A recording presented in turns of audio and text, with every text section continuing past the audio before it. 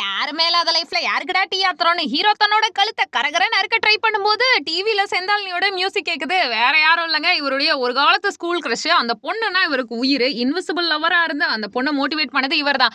என் crush ஒருத்தரை நான் நேர்ல பார்க்கணும்னு சொன்னோடனே நான் தான் இருக்கேன்ல ஹீரோ ட்ரை பண்ணிட்டு இருக்காரு. ஸ்கூல் படிக்கும் போதே ப்ரப்போஸ் பண்ற சமயத்துல அவருடைய அம்மா அப்பா இறந்து போயிடுறாங்க.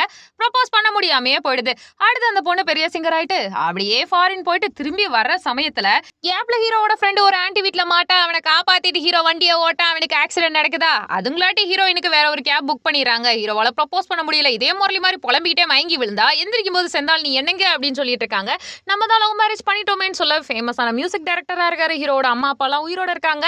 அதை விட கொடுமை தெரியுமா, இந்த ஊர்ல பனி பெய்யுது. வெங்கட் பிரபு ஜிவிஎம்மா மாறி இருக்காரு. ஹீரோ நிறைய ஆஸ்கார் ஃபில்ம் எல்லாம் பண்ணியிருக்காரு. ஏஆர் ரகுமான் மியூசிக்கை தேய்தேன்னு தேய்ச்சிருக்காரு. மல்டிவர்ஸ்குள்ள தான் இருக்கும்னு ரியலைஸ் ஆகும் போதே ஹீரோ மறுபடியும் பழைய உலகத்துக்கு போயிடறான். அங்க ஹீரோவுடைய காஜு கட்சி ஃப்ரெண்ட் இருக்கான் இல்லையா, தான் ஸ்கூல் டைம் லவர்னு போய் சொல்லி செந்தாலினியை ஏமாத்திருப்பான்.